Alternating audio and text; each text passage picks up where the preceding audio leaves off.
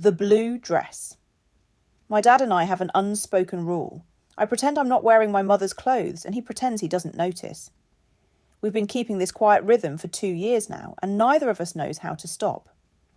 My name is Cameron Tate, and when I was 15, my mother died.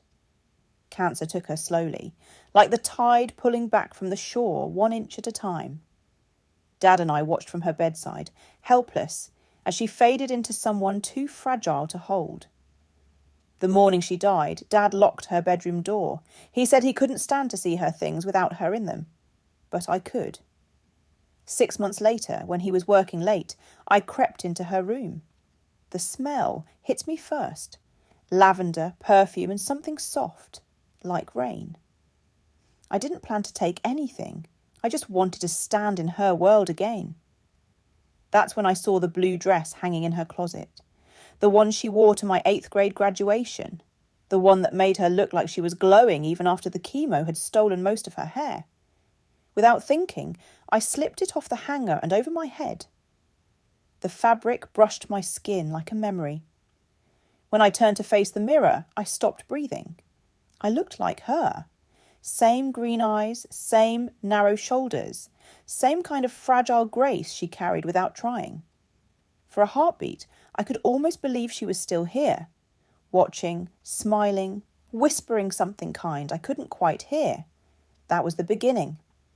After that, I went back every night, trying on her dresses, learning makeup from YouTube tutorials, tracing her eyeliner, her shape, her smile. At first, it was about feeling close to her, but slowly it became something else. I started liking what I saw, started feeling more comfortable in skirts than jeans, started realising this wasn't only about loss, it was about becoming. That's when Dad started to notice. I'd come down for breakfast with mascara smudged under my lashes, and he'd pour coffee like nothing was new. I'd forget to take off nail polish, and he'd hand me a wrench to fix the sink without a word. When my hair grew past my shoulders, he'd ask if I wanted a haircut, then drop the subject when I said no. For a while, I thought he just didn't care. Dad was a man of silence and tools, and late nights at work. He fixed everything except feelings. But then I started to test him. I wore Mum's pink cardigan to dinner one night, her favourite one with little embroidered flowers on the sleeves. He stared at it for a full minute, then asked me to pass the salt. That was it. Another week, I painted my nails bright red. He saw me at the kitchen table, smiled faintly, then went back to reading the paper. I wore a sundress to the grocery store once.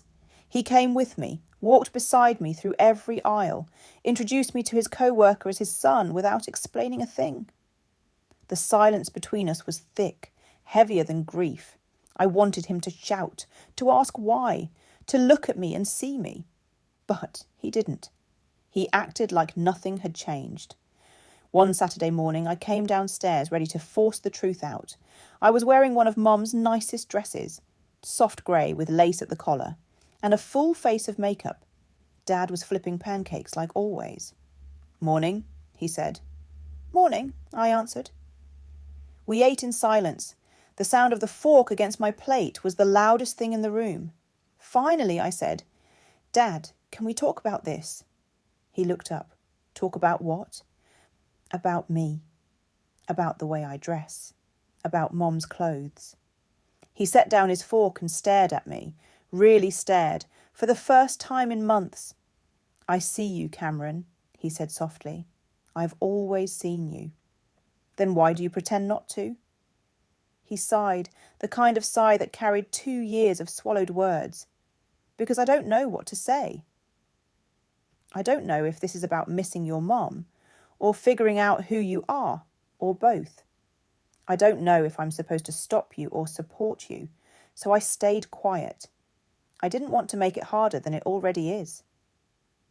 "Does it bother you," I asked, "that I wear her things?" He looked away for a moment, then his voice cracked. "The first time I saw you in her blue dress, I had to leave the house. I drove around for 2 hours, crying. You looked so much like her that it hurt." "I'm sorry," I whispered. "I can stop." "No," he said quickly. Don't.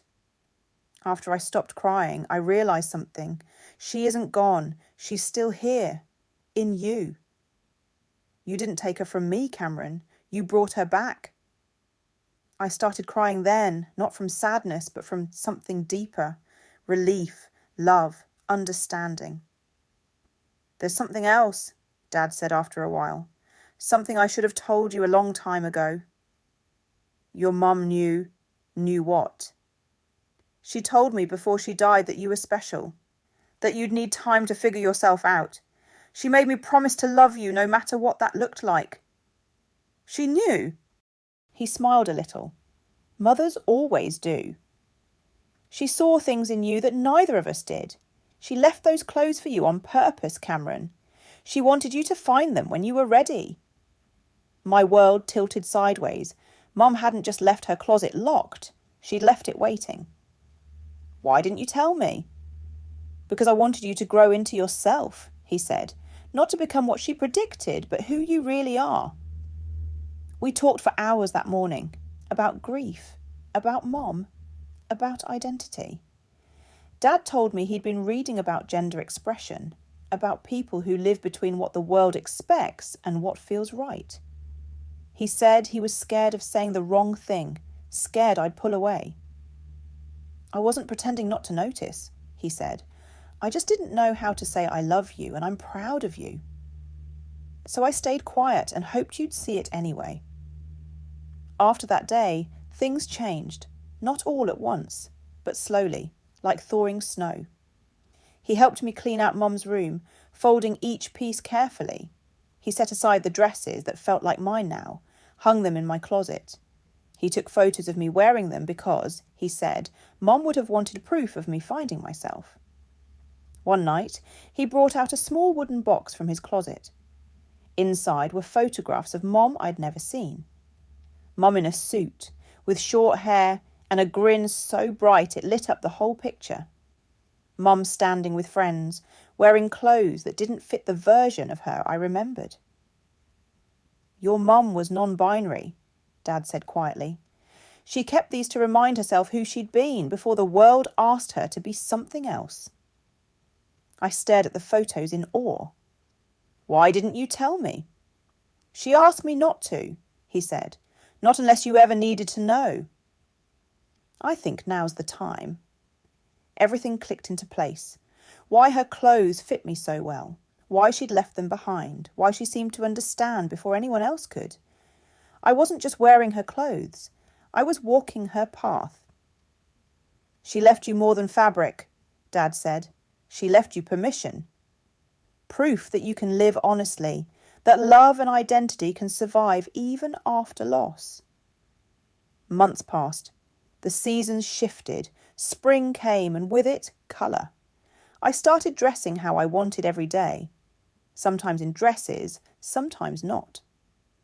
Dad never said a word, but he smiled more often now. He started calling me kiddo again. Sometimes he'd hum while making pancakes, the sound light and familiar. He even helped me paint my room.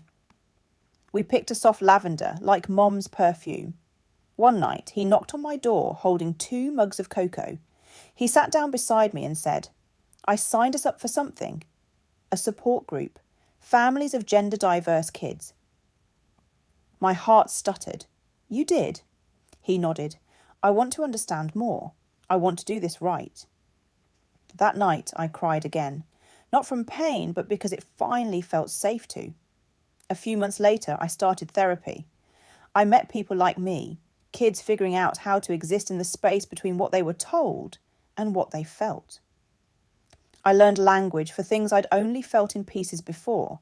Femme, non-binary, fluid, me. Dad came to one of the sessions. He listened quietly, nodding, his rough hands folded in his lap. Afterward, he said, You remind me so much of your mom. Brave in the same quiet way. That was the moment I realised he wasn't just accepting me, he was learning to see me. One weekend, I found a box in the attic I'd never seen before.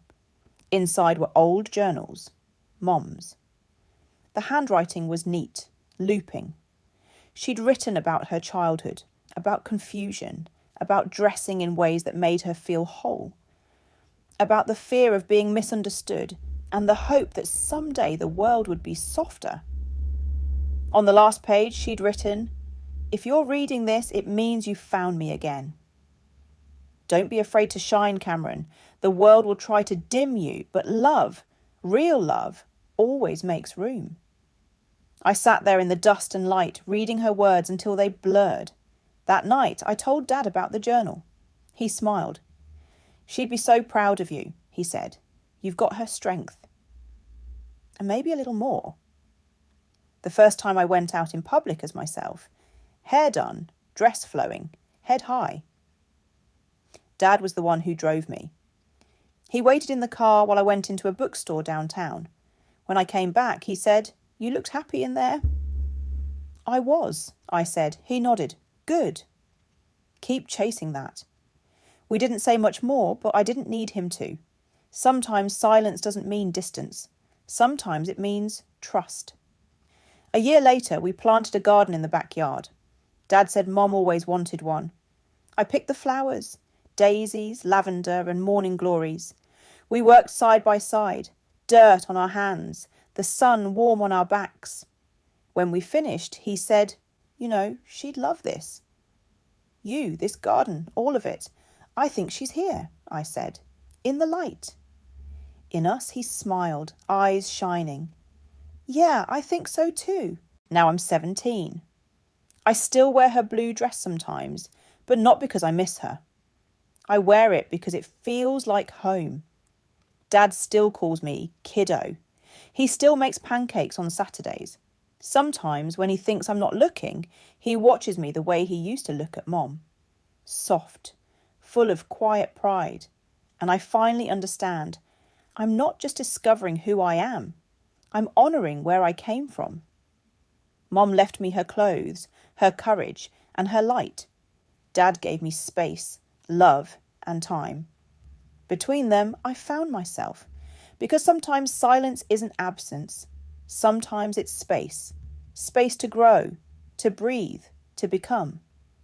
My dad gave me that space. My mom gave me everything else.